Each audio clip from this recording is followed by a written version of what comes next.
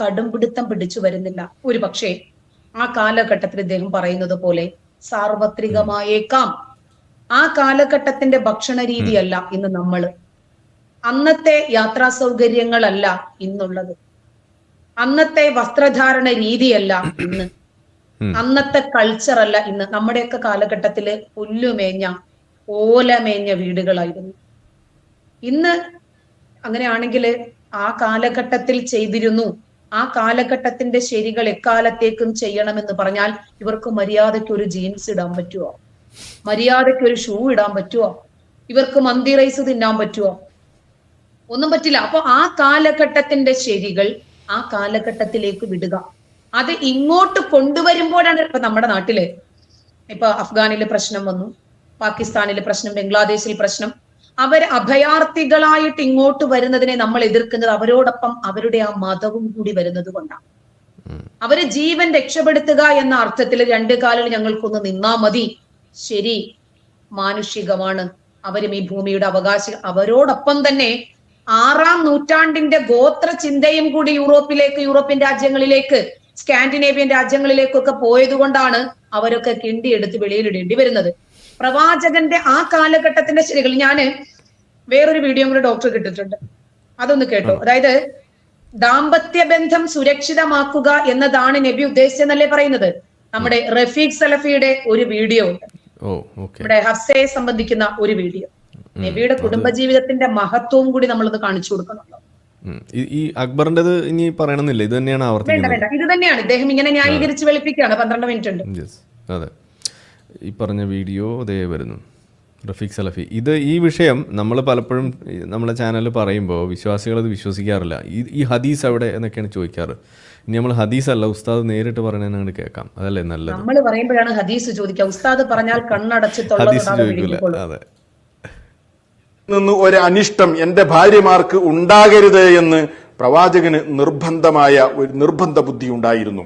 അങ്ങനെ ഇരിക്കെയാണ് ഹഫ്സ റളിയല്ലാഹു അൻഹയുടെ വീട്ടിൽ വെച്ച് പ്രവാചകൻ തന്റെ ഈ അടിമ സ്ത്രീയുമായി ശാരീരിക ബന്ധത്തിൽ ഏർപ്പെടുന്നത്. ആ ദിവസം അതിന് മുന്നേ ഉള്ള വിഷയം ഒരു വിഴുങ്ങാണ്. അല്പവും കൂടി ഇത് ഒരു തവണയും കൂടി കേൾപ്പിക്കണം.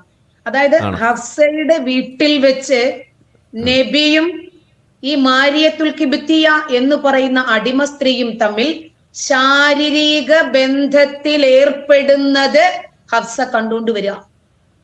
അത് ഒന്നും കൂടി, അത് സ്റ്റാർട്ടിങ് മുതൽ ഒന്നും കൂടെ ഇടുക, കാരണം ഇവര് വിശ്വസിക്കില്ല നമ്മളിത് പറഞ്ഞാല്. കേൾപ്പിക്കാം. അതിന് മുന്നേ ഈ ഹഫ്സയെ പറഞ്ഞു വിട്ടത് ഒരു നുണ പറഞ്ഞിട്ടാണ്. അതെ, ബാപ്പ വിളിക്കുന്നു എന്നും പറഞ്ഞിട്ട്.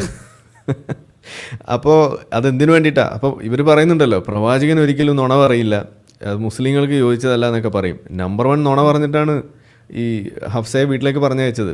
അപ്പോൾ പുള്ളിയുടെ മനസ്സിലെന്താണ്, ഓക്കെ, അവിടെ പോയിട്ട് തിരിച്ചു വരുമ്പോഴേക്കും ആൾക്ക് നബി ഒരു 10 നുണയെങ്കിലും പറയുന്നുണ്ട്. ഇതിനകത്ത് തന്നെ ഈ റഫീഖ് സലഫി ഈ ഇടുന്ന 2 മിനിറ്റ് ക്ലിപ്പിനകത്ത് തന്നെ നബിയുടെ 10 നുണകള് നമുക്ക് ഇതിനകത്ത് കണ്ടുപിടിക്കാൻ പറ്റും. അല്ല, ഞാൻ ആലോചിക്കുന്നത് അതല്ല, ടീച്ചറൊന്നും വിചാരിക്കരുത്. ഈ മറ്റേ ബാപ്പ വിളിക്കുന്നുണ്ട്, പോയിട്ട് വരൂ എന്ന് പറഞ്ഞ് അവിടെ ചെല്ലുന്നു, ബാപ്പ പറയുന്നു ഞാൻ വിളിച്ചില്ലല്ലോ, അപ്പോഴേക്കും തിരിച്ചെത്തുന്നു. ഇത്ര പെട്ടെന്ന് പോയി വരാവുന്നൊരു സമയത്താണ് ഈ പരിപാടി നടക്കുന്നുണ്ടെങ്കിൽ മുഹമ്മദ് നബിക്ക് എന്താ വല്ല ശീക്രസ്ഖലനമാണോ എന്നാണ് ഞാനിവിടെ ചോദിക്കുന്നത്. അല്ല, അത് അങ്ങനെയല്ല. അതായത് നബി ഒരു ദിവസം ഇങ്ങനെ വിഷമിച്ചിരിക്കുക, ഭയങ്കര വിഷമം. നബിക്ക് ലൈംഗിക ബലക്കുറവ് നബിക്ക് തോന്നി. ആ സമയത്ത് ജിബ്രീല് നബിയുടെ മുമ്പിൽ പ്രത്യക്ഷപ്പെടുകയാണ്.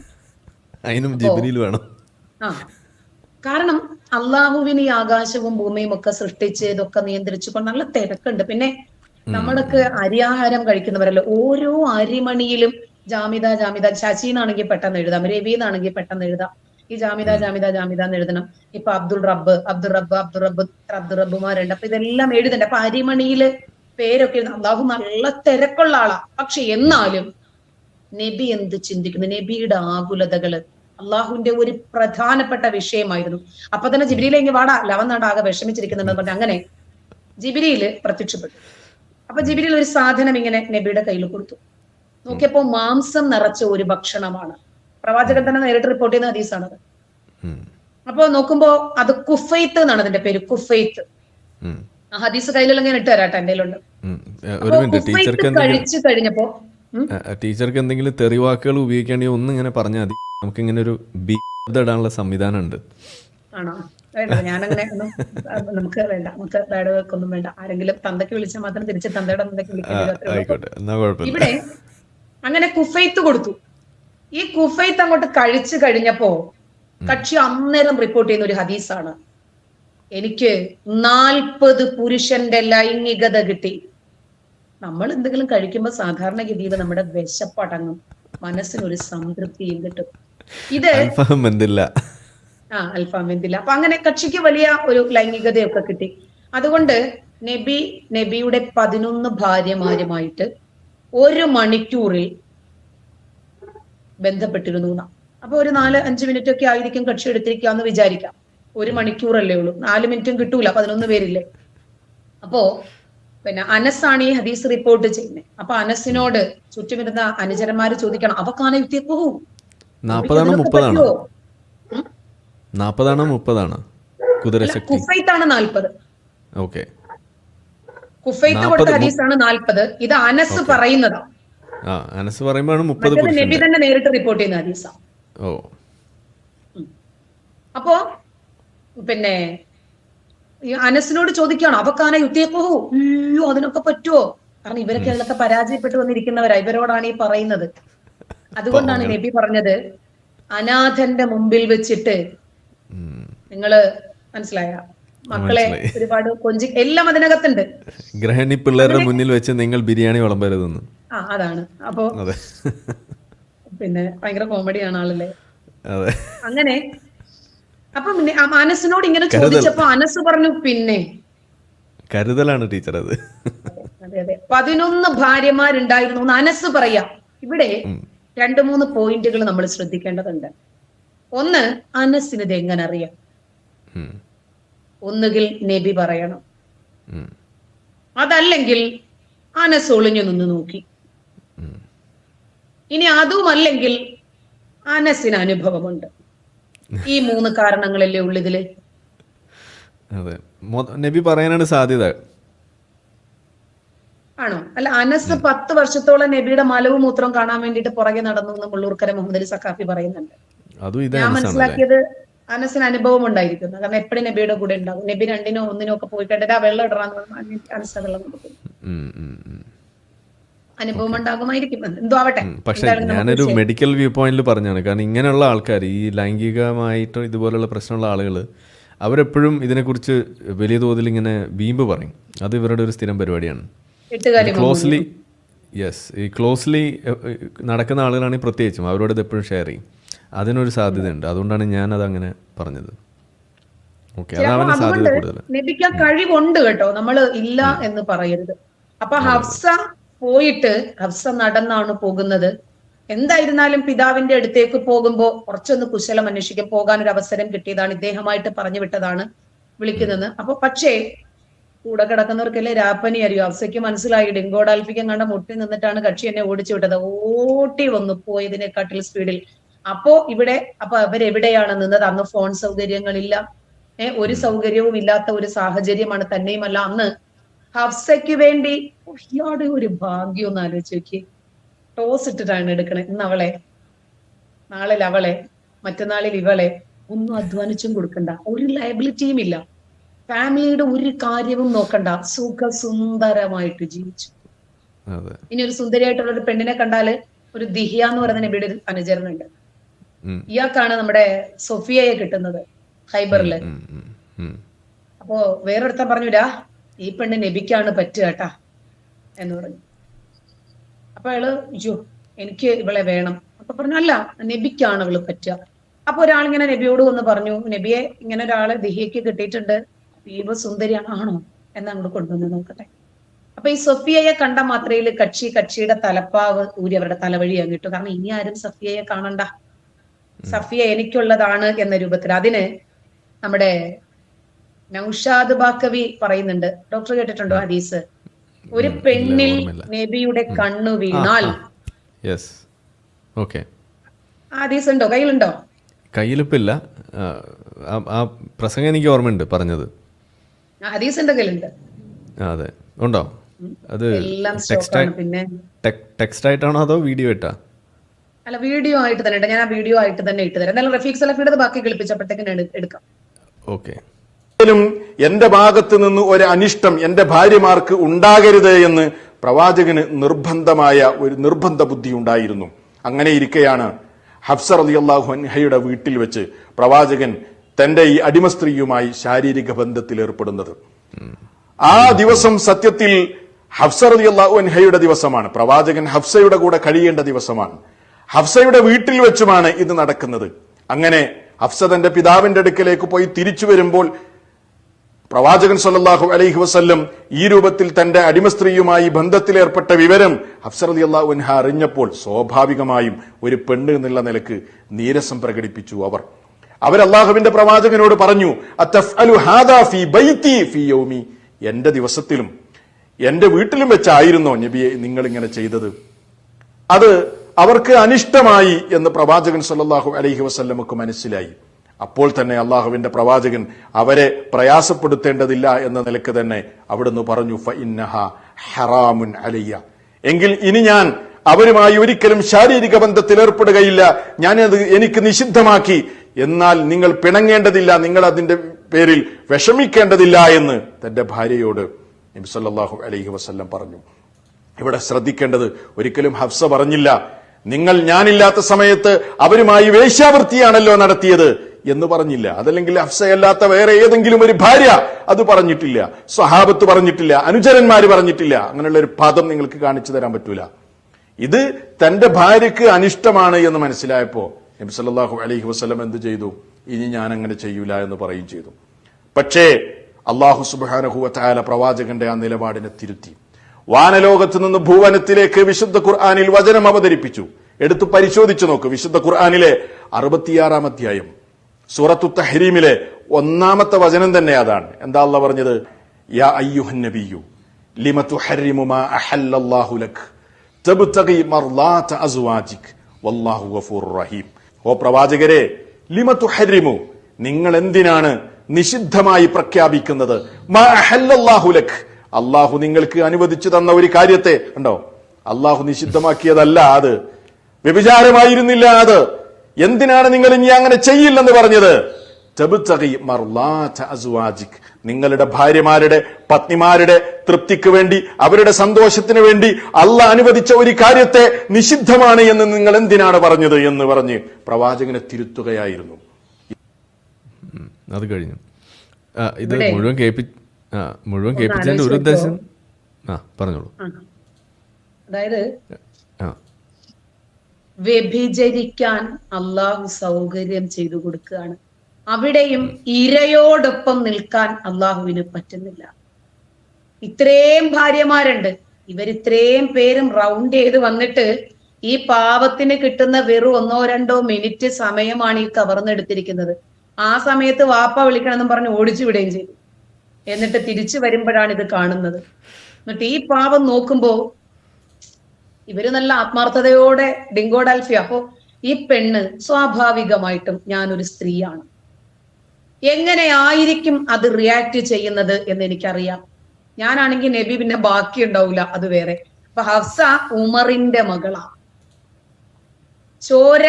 ചോരക്കുണം കാണിക്കുക തന്നെ ചെയ്യും. ഉമർ ക്ഷിപ്രകോപിയ, മിണ്ടുന്നതിന് മുമ്പ് ഉറയിൽ നിന്നും വാള് വലിച്ചൂരുന്ന ആളാണ് Umar.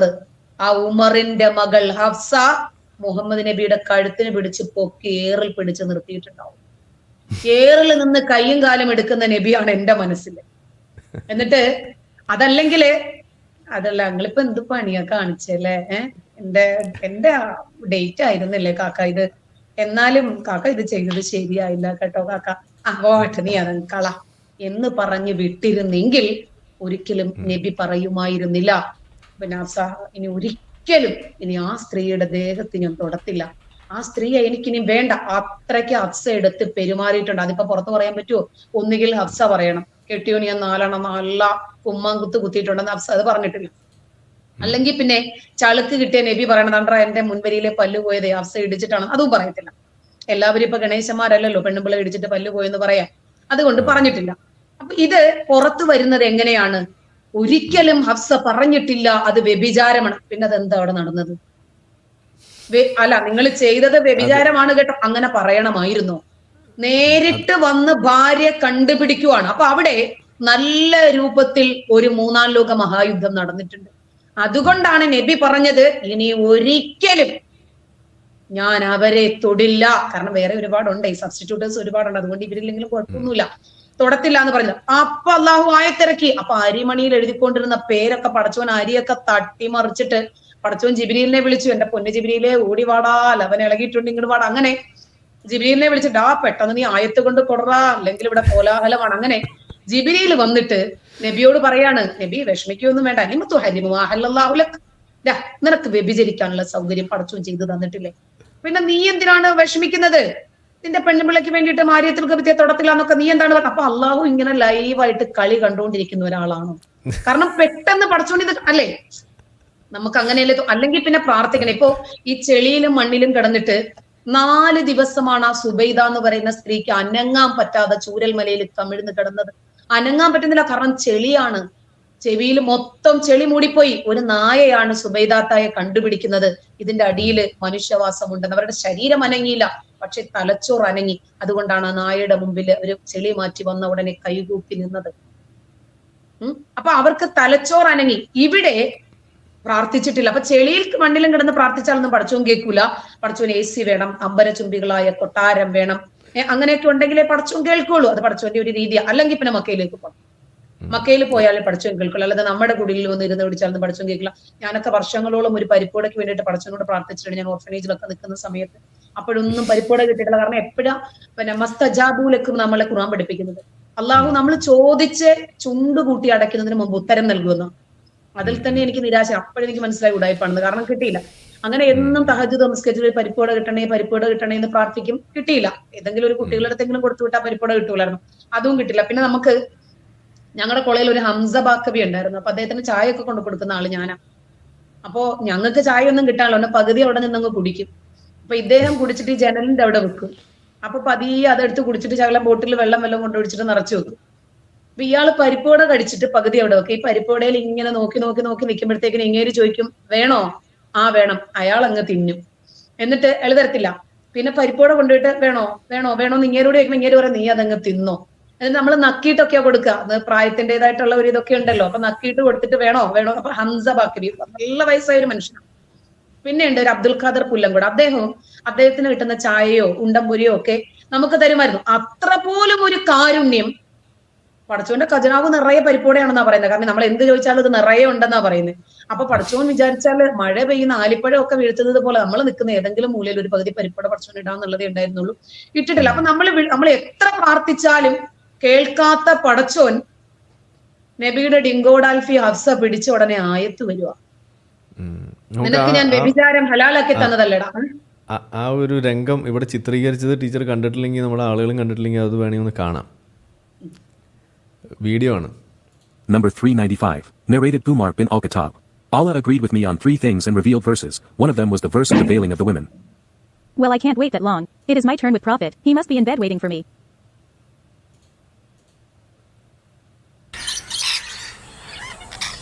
Prophet in bed, but not waiting.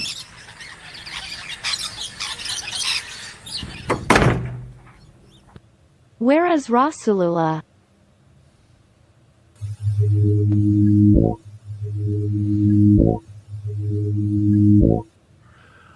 Maria.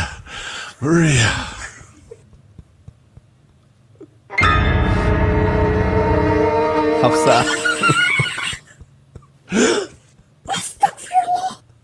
കുരിശാണ്.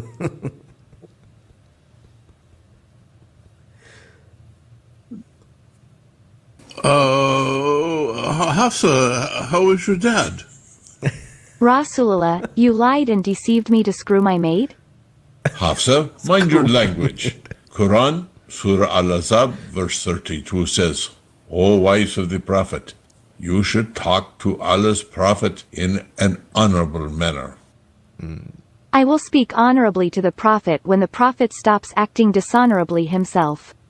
Having sex with slave girls is not dishonorable. Allah has made them halal for me. Quran, Surah Al-Ahzab, verse 50. Muhammad, sex with slave girls and captured women is halal for you. I don't give a rat's behind who is halal for you and who is not. You can have sex with a she-camel for all I care. But I don't want it in my bed and on my night. Hafsa, calm down. I will tell you something.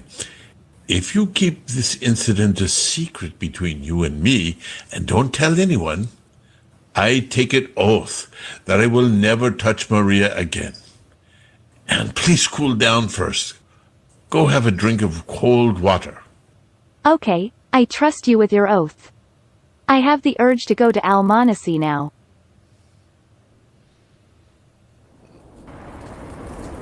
Okay, ഇത് കുറേ ഉണ്ട്. ഇത് മുഴുവൻ play ചെയ്ത പ്രശ്നമാണ്.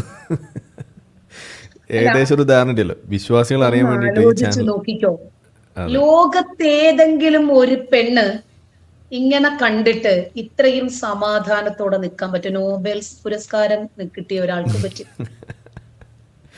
പറ്റില്ല. മുഹമ്മദ് നബിയുടെ മഹത്വം, കാരണം ആകെ ഈ പെണ്ണുമ്പിളക്ക് കിട്ടുന്നത് 4 മിനിറ്റ് ആണ്. മുഹമ്മദ് നബിയുടെ മഹത്വമാണത്. മുഹമ്മദ് നബിയുടെ ഭാര്യമാർക്ക് പോലും ആ സഹനശക്തി കിട്ടുന്നു. അതാണ് പ്രവാചകത്വത്തിന്റെ ആ ഒരു ഭംഗി എന്ന് പറയുന്നത്. അതെ അതെ. ആയത്തിറക്കി പേടിപ്പിച്ച് നോക്കിക്കോ, ഈ ഹഫ്സയ്ക്ക് അള്ളാഹുവിനോടുള്ള ഒരു ചിന്ത എന്തായിരിക്കും? കാരണം അവരോടൊപ്പമാണ് നീതിയുള്ളത്, അവർക്ക് വേണ്ടി വിഹിതം വെക്കപ്പെട്ട ദിവസമാണത്. അപ്പോഴും അള്ളാഹു നിൽക്കുന്നത് നബിയോടൊപ്പമാണ്. നിനക്ക് അനുവദിച്ചു നൽകിയതല്ലേ എന്നാണ് പറയുന്നത്. പിന്നീട് ഇതിന് ഒരുപാട് വിശദീകരണങ്ങൾ വന്നിട്ടുണ്ട് കേട്ടോ. ഓരോരുത്തരും ജലാലൈനി തഫ്സീറൊക്കെ ഉണ്ട് കേട്ടോ. 2 ജലാലുമാർ ഒരുമിച്ച് എഴുതിയത് കൊണ്ടാണ് ജലാലൈനി എന്ന് പറയുന്നത്. അപ്പം ഈ തഫ്സീറിലൊക്കെ ഒരുപാട് വ്യാഖ്യാനങ്ങളുണ്ട് ഈ ഖുർആൻ വചനത്തിന്. രസകരമാണ്. തഹരീം എന്ന അധ്യായത്തിലെ 1 തന്നെയാണ് ഈ വചനം, എന്നുള്ള വചനം. അള്ളാഹു നിനക്ക് ഹലാലാക്കി തന്നത് നീ നിന്റെ ഭാര്യമാർക്ക് വേണ്ടിയിട്ട് എന്തിനാണ് ഹറാമാക്കുന്നത് എന്നാണ് അതിനകത്ത് ചോദിക്കുന്നത്. അപ്പോ പടച്ചോൻ നിന്നോട് പറഞ്ഞതല്ലേടാ, നിനക്ക് എപ്പോ എന്ത് തോന്നുന്നു അന്നേരം അതൊക്കെ ചെയ്തോളാനെന്ന്. ഈ പെണ്ണുമ്പിള്ള എന്തോ പറഞ്ഞെന്നും പറഞ്ഞ നീ എന്തിനാടാ അത് വേണ്ടാന്ന് വെക്കുന്നത്? ഞാനാണെങ്കിൽ ആസ്വദിച്ചു വന്നതിന്റെ ഇടയ്ക്കാണ് ഹഫ്സ വന്നത്. നമുക്ക് അങ്ങനെയല്ലേ മനസ്സിലാകുന്നത്? കാരണം പടച്ചോൻ ഇത് കണ്ടുകൊണ്ടിരിക്കുവാണ്. അതുകൊണ്ടാണ് പടച്ചോൻ പെട്ടെന്ന് വചനം ഇറക്കിയത്. അതിന് എന്തുകൊണ്ടാണ് ഇങ്ങനെ ഒരു വിഷയം ഇവിടെ വന്നത്? ആ നൗഷാദ് ബാക്കവിയുടെ ക്ലിപ്പ് ഒന്ന് ഇടാമോ അതിനകത്ത്? കാരണം ഒരു പെണ്ണിൽ നബി നോക്കിയാൽ അതും കൂടി വന്നു കഴിഞ്ഞാൽ നമ്മൾ ഇന്നത്തെ ടോപ്പിക് ഒരു കംപ്ലീഷൻ ആവുന്നതാണ് എനിക്ക് തോന്നുന്നത്. ശരി, അതായത് ഞാൻ വേറൊരു കാര്യം കൂടി പറഞ്ഞുതരാം. ഇപ്പോ പിന്നെ ഐശ്വര്യ റായി, നമ്മളൊക്കെ ചെറിയ പ്രായത്തിലെ ലോകസുന്ദരി എന്നുള്ള രൂപത്തിൽ അറിയപ്പെടുന്ന ഒരു സ്ത്രീയാണ്.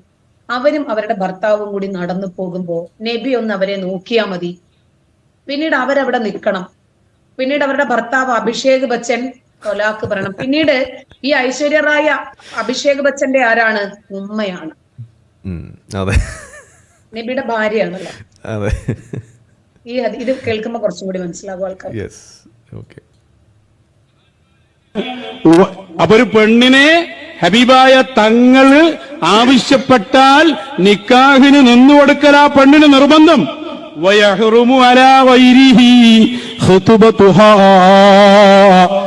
ആ പെണ്ണിനെ മറ്റൊരാള് പെൺകെട്ട് പറയൽ പോലും ഹറാമാണ്. പറ്റില്ല. നമ്മളൊരു പെണ്ണിനെ കെട്ടാൻ തീരുമാനിച്ച് വേറെ ആള് വന്ന് ആ പെണ്ണിന് ഓനസ്റ്റായ പെണ്ണങ്ങ് പോയി പോവും. എന്നാൽ ഹബീബായ തങ്ങള് ആഗ്രഹിച്ച പെണ്ണിനെ എന്ന് പറഞ്ഞാൽ അതിന്റെ സാധ്യത പറയാണ്. ഹബീബായ സ്വല്ലല്ലാഹു അലൈഹി വസല്ലം തങ്ങളുടെ ഹക്കിൽ അത്രയും നിർബന്ധമാണ്. വേറൊരാൾക്ക് ആ പെണ്ണിനെ കെട്ടാൻ തീരുമാനിക്കാൻ പോലും പാടില്ല. കെട്ടല് പിന്നല്ലേ. മാത്രല്ല കേട്ടോ, യജിബു അലാ സൗജിഹാ ത്വലാഖുഹാ. ഒരു ഭാര്യയും ഭർത്താവും കൂടി ഇങ്ങനെ പോവുക. അപ്പൊ ഹബീബായ സ്വല്ലല്ലാഹു അലൈഹി വസല്ലം പറഞ്ഞു ഓളാടന്നോട്ടെ. ഹബീബായ തങ്ങൾ കെട്ടാൻ ആഗ്രഹിച്ചു പോയാൽ ആ ഭർത്താവ് ത്വലാഖ് ചൊല്ലൽ നിർബന്ധമാണ്. ത്വലാഖ് അപ്പ ചൊല്ലിക്കൊള്ളും. നല്ല ഒന്നാവല ശരീഅത്ത്. ഒരു നിക്കാഹിന്റെ വിഷയെടുത്താൽ തന്നെ എത്ര പറയാണ്ട്. അസ്നൽ മത്താലിബ് കയ്യിലില്ലെങ്കിൽ ഞങ്ങൾ പറഞ്ഞുതരാ, ഞങ്ങൾ കാണിച്ചു തരാ. ശൈഖ് സക്കരിയ അൽ അൻസാരി തങ്ങൾ പറയാം. ഇനി കേട്ടോളൂ.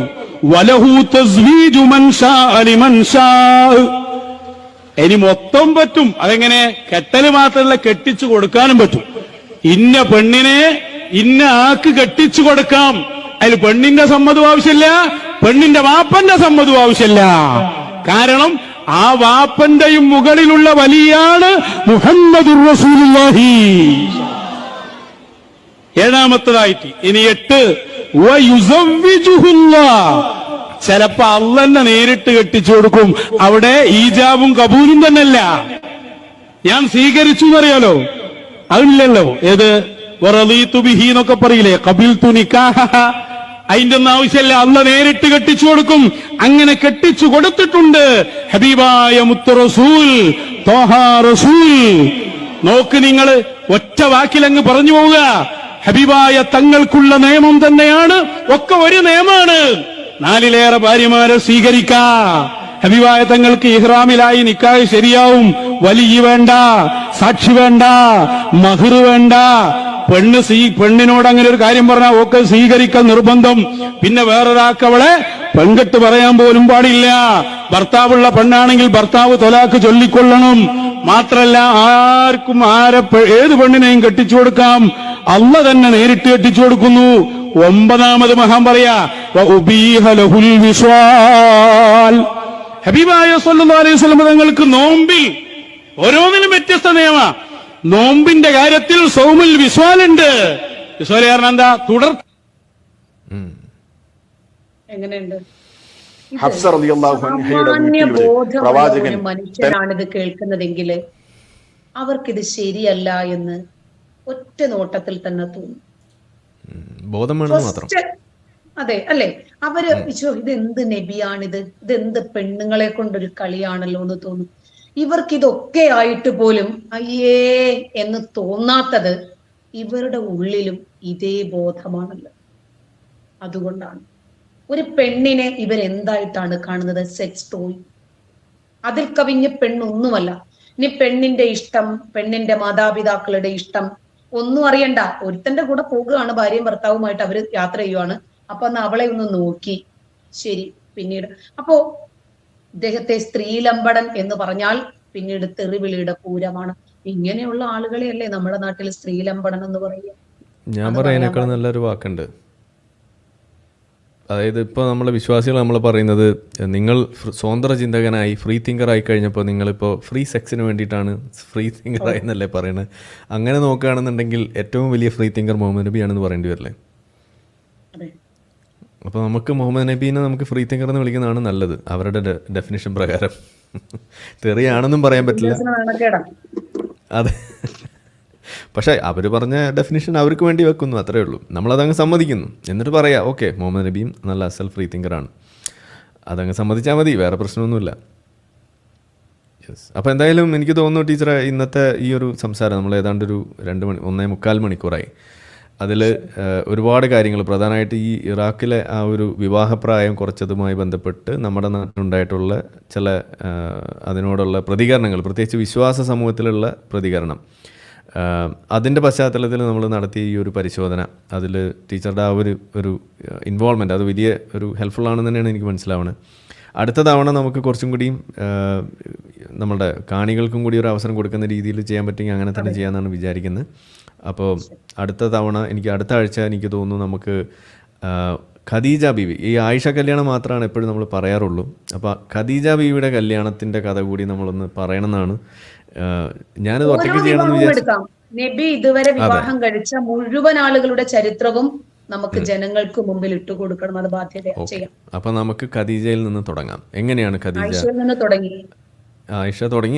ആയിഷയിൽ നിന്ന് തുടങ്ങി. ഇനി അടുത്തത് ഖദീജയിലൂടെ നമുക്ക് തുടരാം എന്നാണ് നമുക്ക് വിചാരിക്കുന്നത്. അപ്പോൾ അടുത്ത ആഴ്ച വ്യാഴാഴ്ച നമുക്ക് ഖദീജ ബീവിയുടെ കല്യാണം അതെങ്ങനെയായിരുന്നു.